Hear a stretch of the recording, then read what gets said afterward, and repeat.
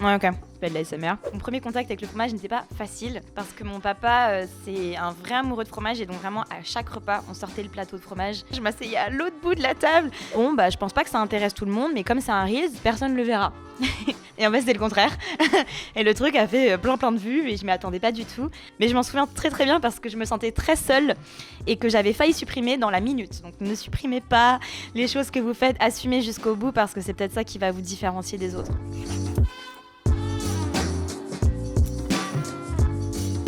Bonjour Constance, bienvenue dans le podcast de Pavé d'Affinois. Ça me fait hyper plaisir de te recevoir, d'apprendre un peu plus encore à te connaître. C'est vrai que des fois les créateurs de contenu food, on se focalise beaucoup sur les recettes, sur tes bonnes adresses.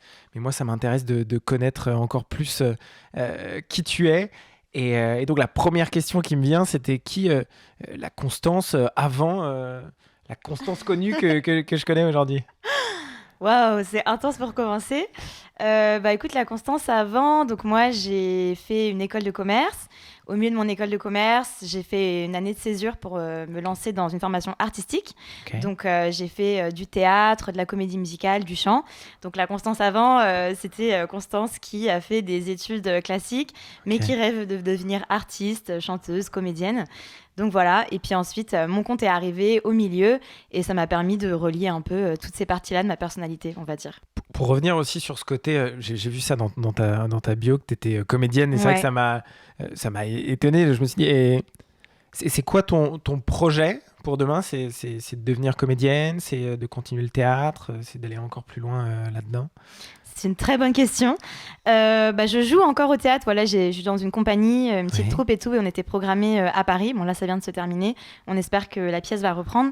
Mon projet, c'est d'arriver à concilier toutes mes passions, ne pas choisir, et à la fois être comédienne, faire peut-être du cinéma, du théâtre, monter sur les planches, et en même temps continuer ce que je fais sur la foot, sur les réseaux qui me passionnent. Mais j'adore avoir les deux, et on a ce côté hyper virtuel avec les réseaux, et ce côté hyper humain avec le théâtre, l'art et tout, que j'ai vraiment envie de garder. Donc le projet, c'est de ne pas choisir. Tu vas trouver le temps de faire tout ça? Le temps, on le trouve. Ouais, exactement. Yes, non, mais c'est vrai que tu as bien raison là-dessus. En tout cas, j'étais étonné de voir, parce que quand tu parles d'école de commerce, c'était HEC. Exactement. Ce qui est quand même une école qui prend un peu de temps. Oui. Et un choix, j'imagine, pas facile non plus de se dire quitter HEC, où la voie est plus ou moins tracée pour avoir une vie relativement rangée. Comment s'est passé ce choix de, entre guillemets, tout quitter pour un peu de l'inconnu, que ce soit dans la comédie ou même dans la création de contenu? Écoute, déjà, j'ai pas vraiment tout quitté parce que j'ai quand même terminé HEC, j'ai eu mon diplôme, etc. Okay. Donc ça va, je suis quand même restée un peu dans le parcours. Mais c'est vrai que ça a toujours été un peu un dilemme pour moi parce que j'avais toujours cette partie en moi qui voulait faire de l'art, qui voulait s'exprimer, et cette partie très bonne élève de moi. Et même quand j'étais en classe préparatoire avant l'école, j'avais voulu tout abandonner pour faire la nouvelle star. Enfin vraiment, genre, c'était un délire. Tes parents étaient en sueur. Ah, mes parents étaient en sueur. J'allais dans des concerts la veille des DM. Enfin vraiment, j'étais entre les deux. Okay. Et ensuite, ce qui m'a, motivée à aller à HEC, c'était savoir que je pouvais faire la comédie musicale de l'école. Et vraiment, c'était ma motivation pendant les concours, c'était de pouvoir jouer dans la comédie musicale. Et en arrivant, il y a une comédie musicale à HEC? Ouais, c'est ça en fait. Il y a tellement d'assos à HEC. Ouais, c'est ça en fait. Ce qui est trop cool dans les écoles de commerce, c'est que tu as plein d'assos qui te permettent d'exprimer tes passions, que tu as un peu refoulé quand tu étais en classe prépa. Et moi, c'était vraiment mon goal. Et j'arrive à HEC, je passe les castings pour la comédie musicale, je suis prise. Et quand j'ai joué, c'était un peu une évidence. Et je me suis sentie tellement bien sur scène et tellement utile. Et je me suis dit, il faut que je continue là-dedans, quoi. Je peux pas ne plus monter sur scène. Il faut vraiment que je vive ça encore. Et à chaque fois, ces choix, c'était un peu des évidences. Je me suis dit, je vais tenter ça, je vais aller faire ça. J'aime le faire, donc je le fais. Et je me suis jamais trop posé de questions. J'ai toujours écouté mon cœur, quoi. Inspirant pour ceux qui nous écoutent en tout cas. Écoute, quand on a la possibilité de le faire, et c'est un luxe aussi de pouvoir se dire là je vais faire une année de césure et prendre des cours de théâtre, c'est aussi un luxe de pouvoir se le dire à Paris. Voilà, donc j'ai eu la possibilité de le faire et j'ai pris l'opportunité. Top. On en revient un peu à Instagram, pourquoi on se rencontre aujourd'hui. Pourquoi Gris Consti? Bah franchement, hungry parce que j'ai faim Yes. et consti comme Constance. Ok, c'est ce que je me suis dit, mais au moins Oui, c'était... non, non, mais tu fais bien de demander parce Ouais. qu'il y a plein de gens qui croient que ça m'appelle Hungry Krusty ou, Ok. ou Hungry, quelque chose. Enfin, Ouais. c'est pas toujours clair, donc Ok. voilà. Est-ce que c'est ton prénom et ton nom? Vraiment, Ok, c'était juste, ok, premier voilà, degré. Hungry Consti, j'ai faim et je voulais un Ouais. truc efficace, rapide et qui a un petit peu mon identité aussi. Je voulais pas m'appeler Paris Food ou. Enfin voilà, je voulais que ça soit quand même un truc un peu personnel. Donc voilà. Ouais, et puis assez, pas engagé, mais en tout cas avec Ouais. ce côté qu'on a un peu tous, on a un peu tout le temps faim et de Voilà. l'assumer aussi, C'est ça. c'est cool et c'est très, Exactement. très, très, très social. Ouais. Pour revenir un peu à Instagram, comment tu as vécu cette ascension? C'est vrai que ça fait combien de temps? Comment tu as vécu ça? C'est quelque chose qui est, on en échangeait tout à l'heure, voulu au départ, le souhait d'essayer d'en vivre, tout ça, c'est un idéal, mais quand ça te tombe dessus, tu sais plus trop Ouais. par quel bout le prendre. Ouais, en effet. Bah moi, je pense que j'ai créé mon compte il y a à peu près 3 ans.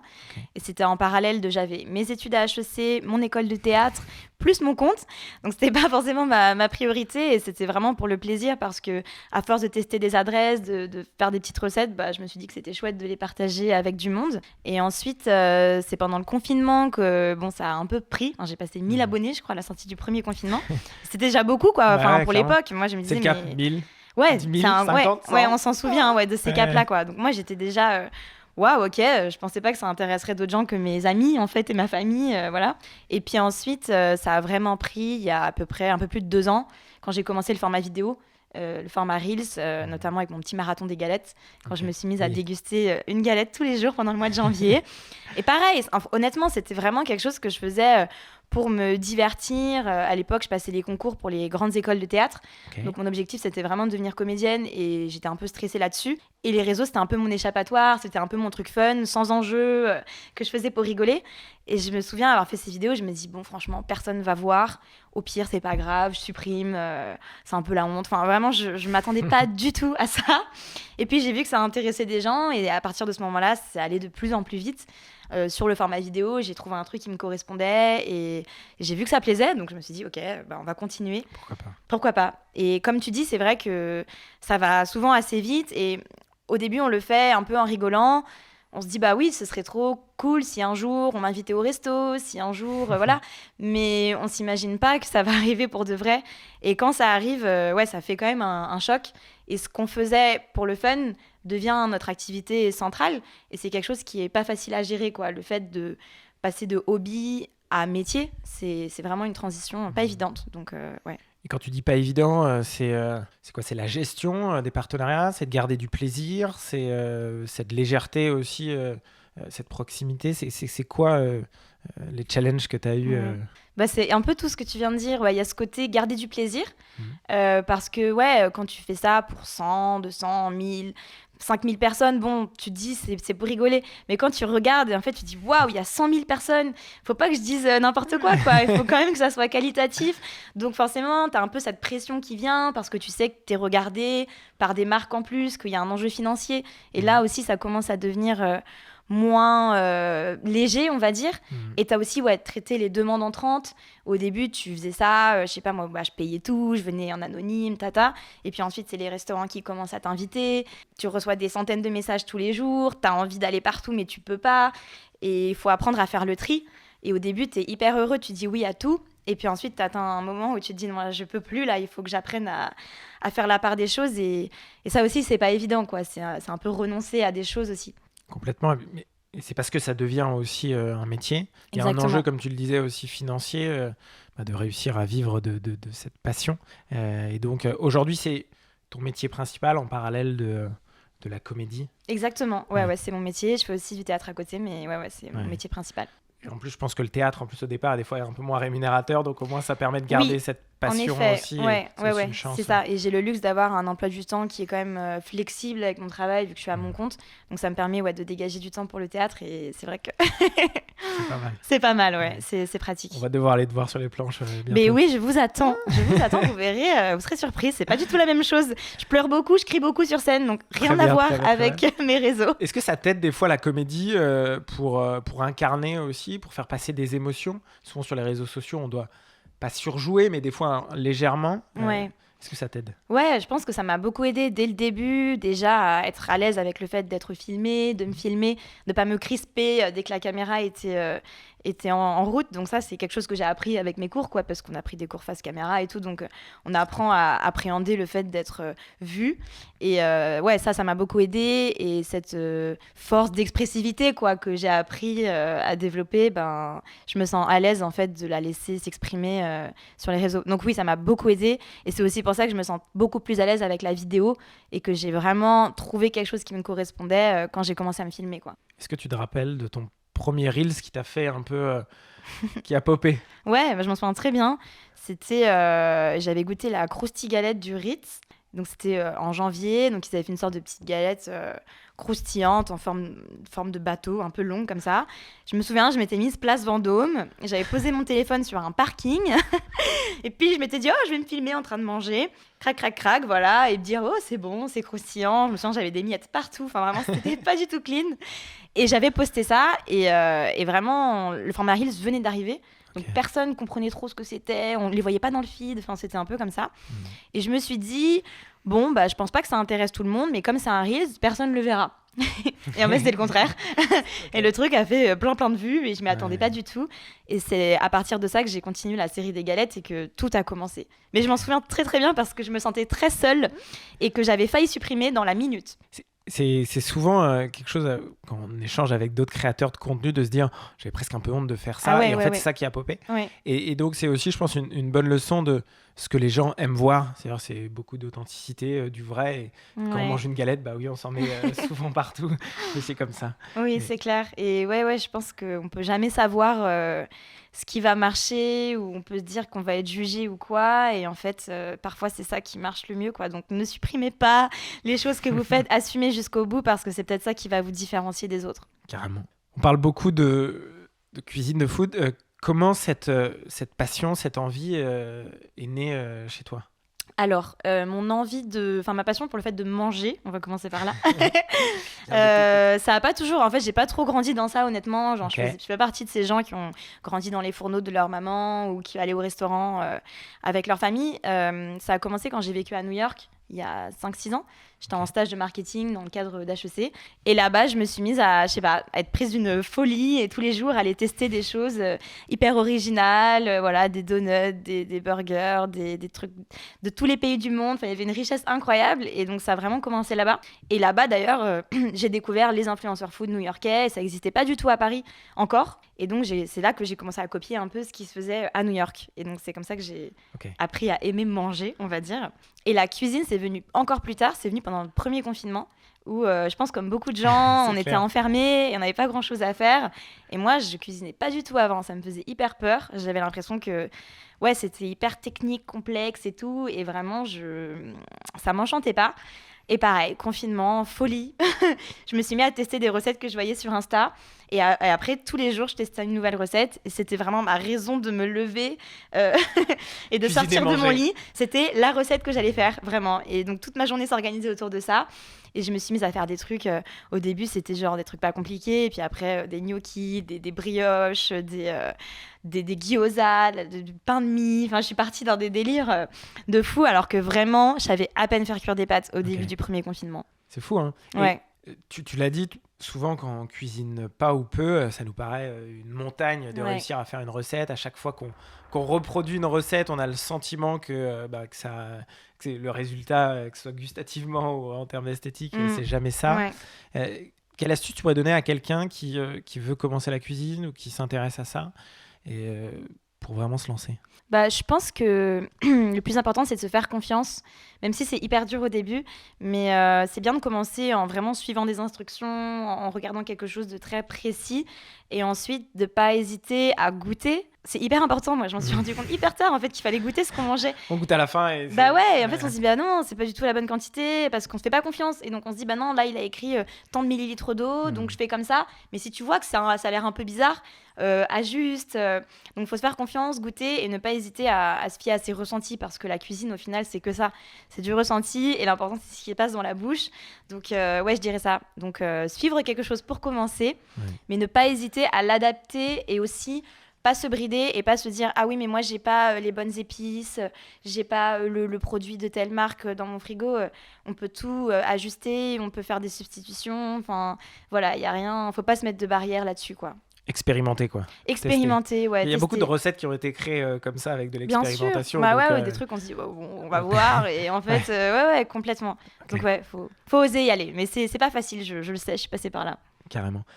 T'as aussi, est-ce que tu as un plat signature quand tu invites des amis, quand ils le veulent à tout prix? Ouais, ouais j'en avais un. J'ai commencé à faire des tartes tatin salées sur Instagram et ça marchait très très bien. Et à chaque fois, j'adaptais avec un légume de saison et genre un fromage. Et j'en avais fait une cet été qui avait cartonné. C'était avec des tomates cerises caramélisées et puis du chèvre, je crois. Okay. Donc j'avais fait cette tarte. Et c'est vrai que dès que j'allais quelque part, on me disait « Oh, tu peux nous faire ta tatin de cerise, s'il te plaît ?» Et donc vraiment, j'en ai fait mes 10 pendant l'été, je pense, pour ma famille, ma grand-mère, mes amis, mon copain, mes parents. Enfin, c'était la tarte, quoi. Tout le monde a mangé de la tarte tatin. Faut que tu testes avec du pavé d'affinois.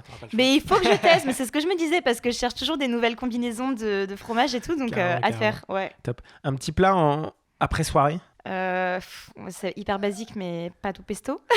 C'est pas mal, c'est pas mal. Mais c'est vraiment le plus basique. C'est mieux que mes pâtes au ketchup. Donc, pesto avec un peu de mozzarella fondu, voilà, pour les protéines, on va dire. Top. Ouais. Ça donne envie. On va parler un peu fromage. On est aujourd'hui avec Pavé d'affinois. Et j'aurais aimé connaître ta première fois avec un fromage. Ok. Bon, il faut savoir que quand j'étais petite, mon premier contact avec le fromage n'était pas facile. Okay. Parce que mon papa, c'est un vrai amoureux de fromage. Et donc vraiment, à chaque repas, on sortait le plateau de fromage voilà, entre le plat et le dessert. Et moi, quand j'étais petite, l'odeur me faisait trop peur. Je sais pas comment dire, mais du coup, à chaque fois, je m'asseyais. Mon papa était là avec le plateau et moi, je m'asseyais à l'autre bout de la table parce que je pouvais pas supporter le goût, enfin l'odeur et tout. Ah là là, je pouvais pas. Mais bon, j'avais pas cette curiosité que j'ai aujourd'hui. Et du coup, j'avais très peur du fromage. Je n'osais pas goûter parce que l'odeur me faisait trop peur. Et je pense que un des premiers que j'ai goûté, que j'ai osé goûter, c'était, je pense, de l'emmental. Juste parce que ça ressemblait au fromage que je voyais dans les dessins animés avec les souris et tout. Et j'aimais trop les souris. Et c'est accessible aussi en termes de goût. Et ça sentait pas fort. Oui. Et moi, c'est vrai que l'odeur, quand j'étais petite, ça me faisait très peur. Et ça sentait pas fort. Et ça ressemblait à quelque chose que je voyais dans les dessins animés en mode mignon. Et donc, j'ai goûté l'emmental. C'était trop bon. C'est vrai, on est d'accord là-dessus. Ouais, carrément. Est-ce que tu aurais une association avec le fromage? Il y a pas mal de gens, des fois, qui l'associent avec des choses étonnantes. Est-ce que tu as une association pour toi un peu sous-cotée aujourd'hui? Moi, je suis très sucrée-salée. Okay. Vraiment, j'adore ça. Mes tartes tatin, c'est toujours justement des légumes caramélisés avec un vrai caramel et du fromage. Donc, j'adore ça. Et moi, j'adore avec le plateau de fromage des poires ou des pommes, toujours des fruits ou des petites cranberries séchées. Voilà. Donc, moi, je suis très fruits et fromage, quoi. Ou des confitures. Bon, ça, c'est assez classique, mais la confiture de cerise avec les fromages de brebis et tout, moi, j'adore ça. Je suis très sucrée-salée. Top. Tu me parlais tout à l'heure aussi de ta maman qui était malgache. Ouais. Comment ça vient aussi jouer sur tes inspirations? Tu disais que tu avais découvert ça à New York, une maman malgache. Est-ce que les diverses origines peuvent aussi alimenter tes réflexions culinaires? Est-ce que tu as des petits plats, des choses comme ça qui nous font voyager? On est aujourd'hui à Paris. On a presque un peu de soleil. Est-ce que tu as des plats comme ça qui peuvent nous faire voyager? Oui, c'est vrai que tu vois aussi, ma mère est malgache, mais c'est vrai qu'on a grandi vraiment dans la culture française, donc plateau de fromage et tout. Et les recettes malgaches, en fait, j'en avais pas goûté beaucoup ailleurs qu'à Madagascar dans ma vie avant, et je me suis mise vraiment récemment à m'y intéresser. Et à travers la recette et la cuisine malgache, j'ai moi-même retrouvé un peu un lien avec cette partie de moi et mes origines. Et ça m'a donné envie d'explorer encore plus ce côté-là d'histoire, de patrimoine personnel et tout qu'on peut avoir grâce à la cuisine. Et la transmission aussi, parce que c'est des moments avec ma maman où on se met ensemble en cuisine et elle me montre des techniques que je connaissais pas. Et j'ai l'impression de renouer avec une partie de moi en fait que je connais pas bien. Donc là-dessus, ça m'a vraiment aidée à aller dans cette direction-là. Et sinon, qu'est-ce que j'ai comme recette malgache? Écoute, on a fait avec ma maman un gâteau au manioc qui est super bon. Je sais pas si tu connais le manioc. Si, mais c'est vrai qu'on en mange peu. Ouais, bah les gens les voient à la télé, dans les émissions de survie. C'est un peu, voilà, sur Koh-Lanta, voilà, c'est un peu le truc par défaut. Et en fait, à Madagascar, c'est un tubercule qu'on utilise énormément parce que c'est très peu coûteux. Et en fait, c'est hyper pratique et ça se cuisine, c'est très nutritif. Il y a beaucoup d'amidon dedans et donc ça se cuisine très facilement. Et donc, on a fait un gâteau qui est super simple avec du manioc frais qu'on râpe. Donc, qui a une texture un peu humide, un peu comme la noix de coco, un petit peu, avec juste des œufs, du sucre, de l'huile. On met ça au four, on peut saupoudrer une noix de coco râpée si on veut, ajouter du lait concentré et ça fait quelque chose de très gourmand. Et ça fait voyager parce que ça a une texture un peu élastique qui n'est pas du tout connue. Ici, on n'a pas trop l'habitude, un peu genre mochi, tu vois, mais version africaine. Et voilà, donc j'adore ça et ça m'a donné envie de faire plus de choses avec le manioc qui est trop sous-coté. Ouais. Donc voilà. Ça peut amener aussi à plein d'avoir d'autres idées aussi sur des choses. C'est vrai que c'est le gros avantage de la cuisine, c'est que ça nous permet de voyager en restant chez nous. Exactement. Tu sors, alors là on tourne le podcast, il sortira un peu après, mais demain ton livre sort, il sera déjà sorti quand ce podcast sortira. Yes. Est-ce que tu peux un peu nous en parler et nous dire qu'est-ce que tu as voulu mettre dedans et qu'est-ce que tu souhaites partager encore? Je ressens une vraie envie chez toi de partager. J'imagine qu'un livre, on a envie encore d'aller plus loin. Yes. Qu'est-ce qui se cache derrière ce livre?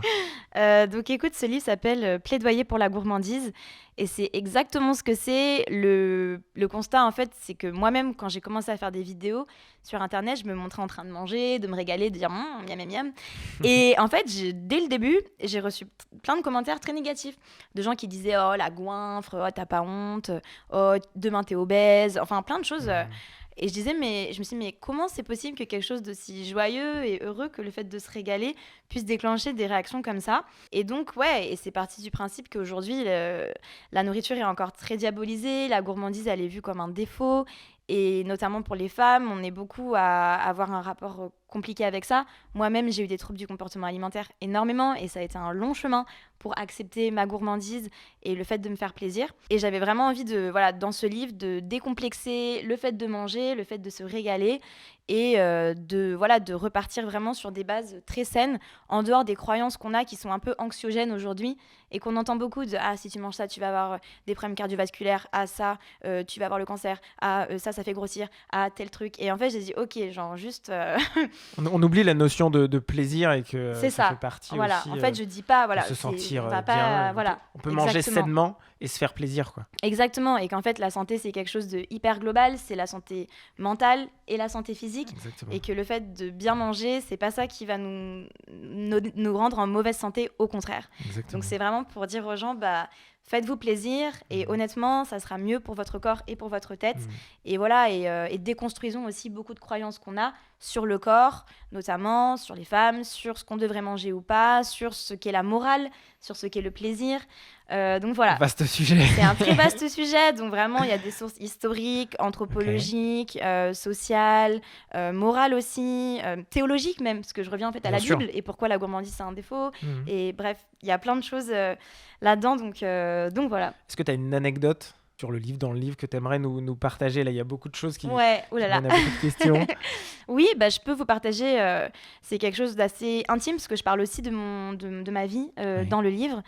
À côté de réflexions bien sûr beaucoup plus globales, et donc je raconte que j'ai retrouvé un peu le goût des choses quand moi j'avais des troubles du comportement alimentaire, quand en fait j'étais hospitalisée parce que j'ai eu des gros problèmes de santé et j'avais pas le droit de manger parce que j'étais en réanimation, et pendant ce temps-là la seule chose à laquelle je pensais c'était de manger. J'avais des nutriments parce que j'étais perfusée, mais je voulais juste avoir quelque chose dans ma bouche, quoi. La mastication. Voilà, en fait je voulais avoir le plaisir de sentir une texture, un goût, et quand je suis enfin sortie de ça, on m'avait apporté un yaourt nature. C'était la première chose que je pouvais manger après 48 heures, je crois, de jeûne. Et je raconte dans mon livre l'émotion en fait que ça m'a procuré de manger un simple yaourt nature. Mais juste d'avoir quelque chose en bouche, en fait, et qu'on ne se rend pas compte à quel point c'est un privilège et un plaisir d'avoir des papilles qui fonctionnent, et que le fait de manger, c'est non seulement vital, mais c'est une source de plaisir qu'on peut avoir 3, 4, 5 fois par jour, et qu'on ne peut pas la négliger, quoi, par respect pour notre humanité et pour notre corps. Donc, on l'oublie trop souvent, et c'est vrai que le fait d'avoir des fois diabolisé la nourriture sur ce côté uniquement sain ou santé même, Mhm. fait que des fois on oublie cette notion de plaisir. Mais tu avais raison sur le fait aussi de dire, en se faisant plaisir, on se fait aussi du bien à sa tête, à son Oui, corps, oui. et que tout ça c'est hyper important et qu'on peut en tout cas en plus manger sainement aujourd'hui et se faire plaisir. Il y a énormément de recettes sur les réseaux Bien qu'on sûr. qu'on peut avoir sur les réseaux ou dans les livres, et juste cuisiner, prenez du temps pour C'est ça. le faire, et Exactement. puis surtout, j'aime bien ce que tu dis là derrière, de se dire, en fait, reprendre le plaisir de se dire, juste essayer de savoir les saveurs, tout ce qu'il y a derrière, même des fois le travail des personnes qui Bien sont derrière, sûr. les histoires, tout ça. Ouais. C'est aussi tout ça qui fait aussi le plaisir de manger, quoi. Exactement, mais il y a une grosse partie de mon livre aussi là-dessus, quoi. Pour dire, intéressons-nous à ce qu'on mange, Ouais. mangeons en conscience, voyons ce qu'il y a derrière, les enjeux, je sais pas, territoriaux, tout Bien le sûr. terroir, les produits, il y a tellement de choses qui sont importantes. Et bien manger, c'est pas manger des choses, c'est pas que manger des choses nutritionnellement correctes, c'est vraiment manger en étant conscient de tout ce que c'est que de manger, quoi. Ouais, bien sûr, c'est des agriculteurs derrière, Eh oui, c'est ouais. tout ce C'est travail des qui fait- histoires, c'est des personnes, qui font l'histoire de la France ou d'autres pays. Exactement, Et ça, ouais. c'est hyper important. Ok, transition toute trouvée pour un petit quiz.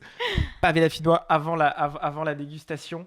D'accord. Est-ce que tu sais dans quelle région se situe Pavé dauphinois? Écoute, je vais essayer dauphinois, ça ressemble un peu à dauphinois. Oui. Donc il y a peut-être un lien oui, géographique. Exactement, mais c'est dans le Rhône-Alpes, proche de Pilat, du côté de Pélussin, donc tu avais raison, pas très loin de Lyon. D'accord, Voilà. bah voilà, ok. Une très belle région à découvrir. Bah ouais, j'adorerais. Connais-tu la date de création de la fromagerie? Oh là là, je crois que ça c'était il y a longtemps. Très bonne réponse. Au 19e siècle. Non, 20. 20e siècle. Ouais, non. Ok, dans 1920, quelque chose Non, comme ça. 81. 80. Bon, Ouais. j'étais très très très ancienne, mais C'est assez loin, on va dire. bon. Une dernière petite question. Est-ce que tu sais combien de références de Pavé dauphinois il y a? Très bonne question. Je sais pas, je dirais une vingtaine. Bonne réponse. C'est vrai? Ouais, exactement. Personne n'a soufflé. Hein. Ah non, pour le Voilà. coup, ok. Chouette. On passe à la dégustation. L'objectif, c'est que tu puisses reconnaître les différents fromages. On en a 4. On a l'extra gourmand qu'on a mis en plus, mais on va te faire plutôt déguster certains qui ont un goût un peu spécifique. Ok. Je te laisse, si tu veux, choisir le morceau que tu souhaites. Tu commences avec celui que tu veux. Peut-être on pourra terminer par celui-là. Ok. Tu prends un petit bout, la taille que tu veux. Ok. Je commence. Je vais Vas-y, prendre tu celui-là. coupes, t'y vas. Je prends un petit morceau. Ouais, vas-y. Tu peux y aller. Tu peux même prendre des très gros morceaux si tu veux. Mmh. Je fais de l'ASMR. Antoine derrière. Réduis le son. Mmh. Je dirais qu'il y a de la truffe. Exactement. Ouais. De la vraie bonne truffe. Hein. Ouais, Exactement. trop bien. Ouais. C'est ce que je me suis dit la première fois que Carrément. j'ai goûté aussi. Ouais. C'est pas juste pour faire semblant. Non. Et C'est pas de l'arôme de truffe, c'est vraiment de la bonne truffe. Ouais. Parce qu'il est fraîche. assez rare de trouver ça en supermarché, donc c'est plutôt cool aussi. Ouais. Je suis d'accord. Très très bien. Je suis ravie. Vas-y. Ok. Deuxième morceau. Peut-être prends le milieu, sinon Ouais, tu j'ai vas trop voir de que... croûte. Ouais. Je vais Vas-y, prendre le milieu. si tu veux. Hop. On va réussir. Mmh. Mmh. Mmh. Tu peux garder les... Mmh. Ouais, je dirais piment, poivron. Piment, poivron. C'est vrai? Parfait. Ok. Trempe le mic. Très bien. Ça pique un peu, c'est très agréable. Ouais, c'est assez léger. Ouais, mais c'est comme ça il faut. fait... Ouais, c'est ça. Ouais, ça donne du L'objectif, c'est que peps. ça reste quand même accessible. Ouais, c'est très très chouette. J'aime beaucoup. Ok. Alors, j'ai plus de mal. C'est le nom d'un fromage relativement répandu en France, qu'on juge des fois assez fort. Mmh. Pas aussi fort que son frère, Mmh. qui a une couleur. Bleu. Exactement. Mmh. Ouais, ok. Oui, bah, je me disais, mais je savais pas si c'est dans la catégorie. Ouais, mais... si, Bah, déjà, rien qu'à l'apparence, Ouais, on c'est vrai reconnaît qu'on un peu voit, le côté pâte persillée, quoi. Exactement. Donc, Mais il est très voilà. doux. Je le conseille souvent sur des amis qui veulent commencer à s'initier au fromage un peu plus fort, mais Ouais. qui veulent pas tout de suite passer sur Ah, c'est très bien. sur C'est du lourd comme on très peut bon avoir. équilibre. Ouais. Ouais. Un dernier. Ouh. Bah, celui-là, je dirais des herbes. Basilic, je sais pas. Ail et fines herbes. Ah, il y a fines herbes. Oh non. Bon, fines herbes, j'avais. Mais pas l'ail. exactement. Ok. Mais l'ail est relativement légère. Ah, mais je aussi, l'ai là, en fin de bouche. Ouais, exactement. Là, j'ai l'ail. Exactement. Ok. Bravo. Quasi un sans faute. Ouais, presque. Ouais, j'aurais pu faire mieux, mais. Mais c'est bien, c'est pas évident non plus de Non, non, trouver ouais. comme ça. Donc non. Tu t'es très bien sorti. Merci. Un petit jeu. On va demander à Lucie, super assistante, de venir avec le téléphone. On va faire un jeu match comme sur Tinder. L'objectif, c'est que tu swipes, ou tu nous dises avec quelle recette tu matches, avec quel accord tu matches.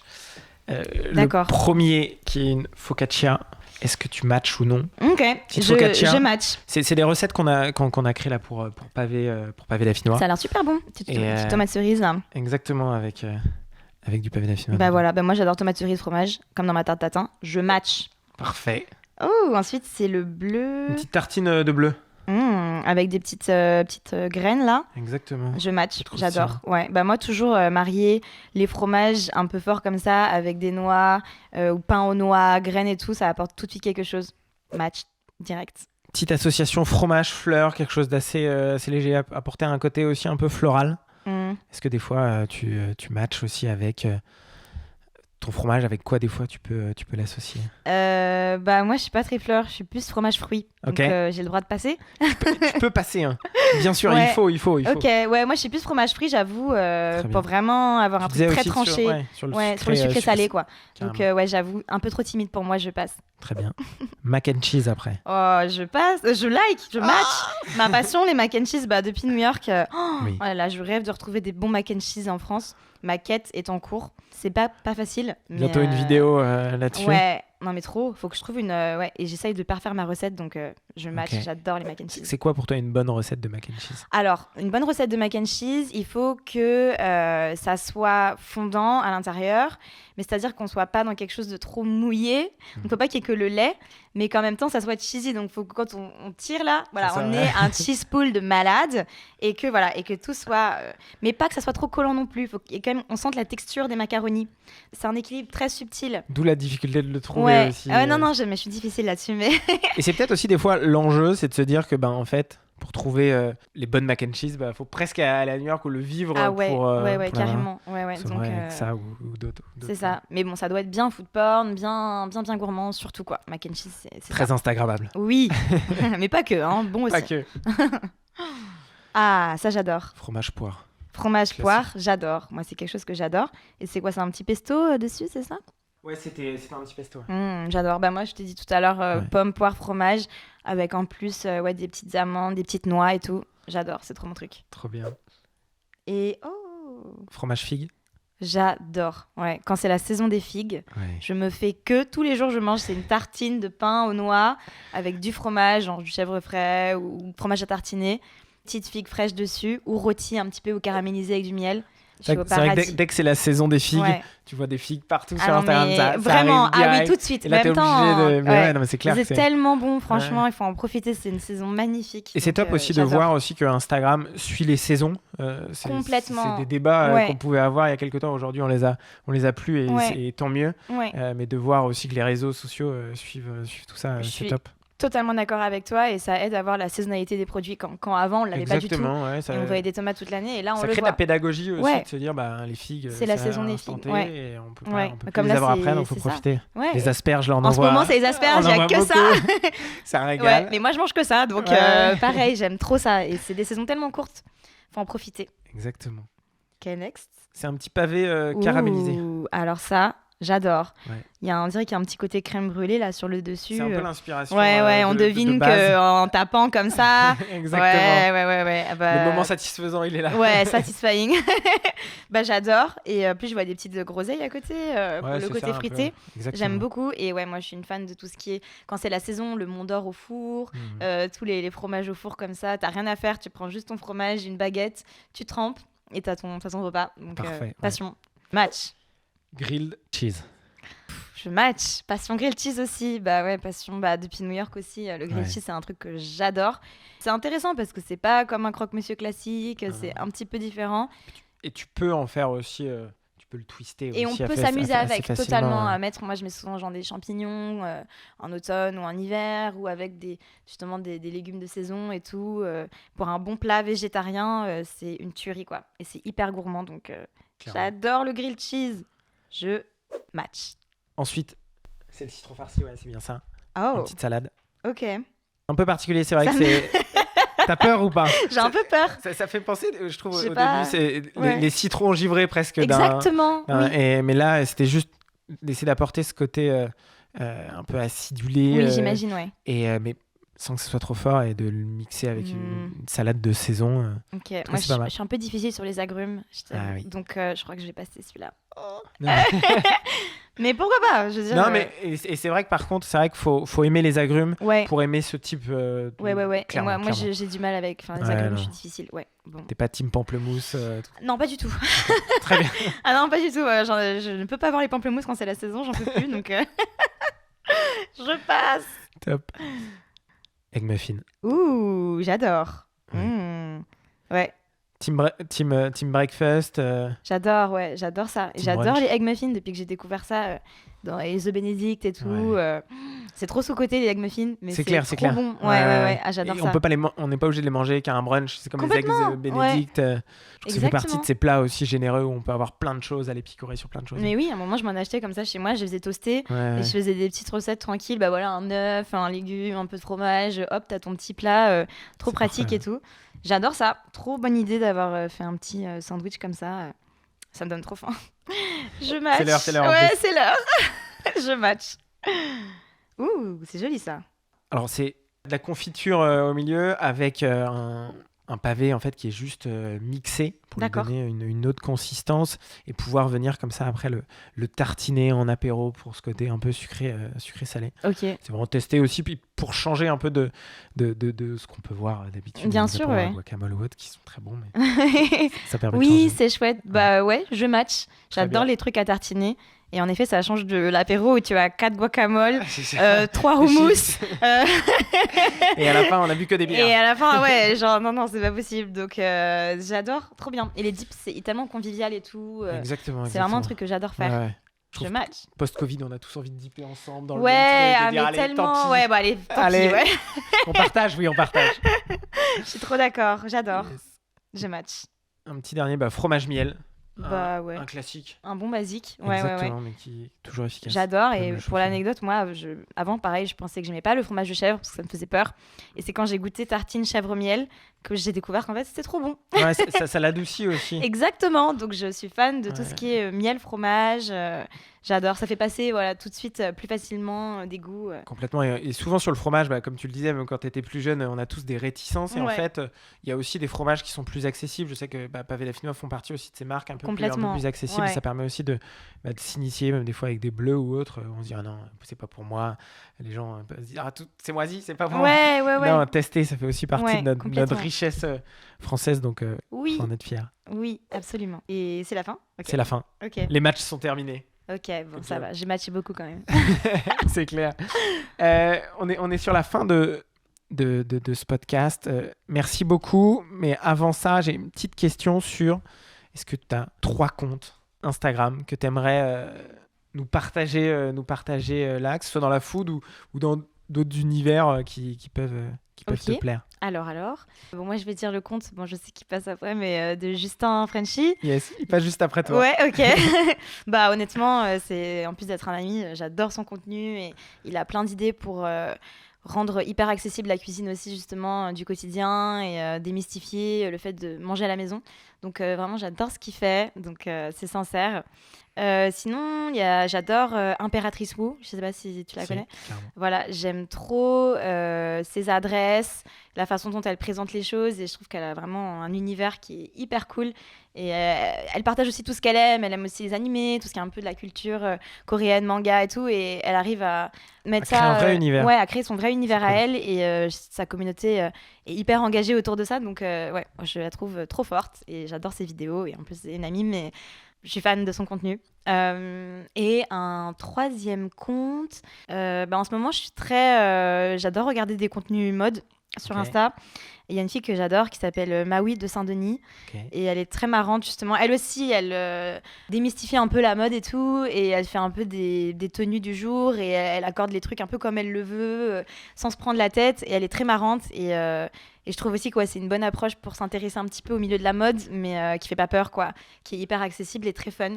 Un bon message. Ouais, franchement, très marrant. C'est juste amusez-vous avec les habits, comme nous on le fait un peu avec la cuisine finalement. Et faites-vous kiffer, c'est le plus important. Et voilà, c'est accessible à tout le monde. Tout le monde a le droit d'avoir envie de s'habiller. Faites-le, quoi. Clairement. Voilà. Très bonne fin en tout cas. Merci beaucoup, Constance. Merci à toi. C'était super chouette. Ciao. Merci. À bientôt. Merci.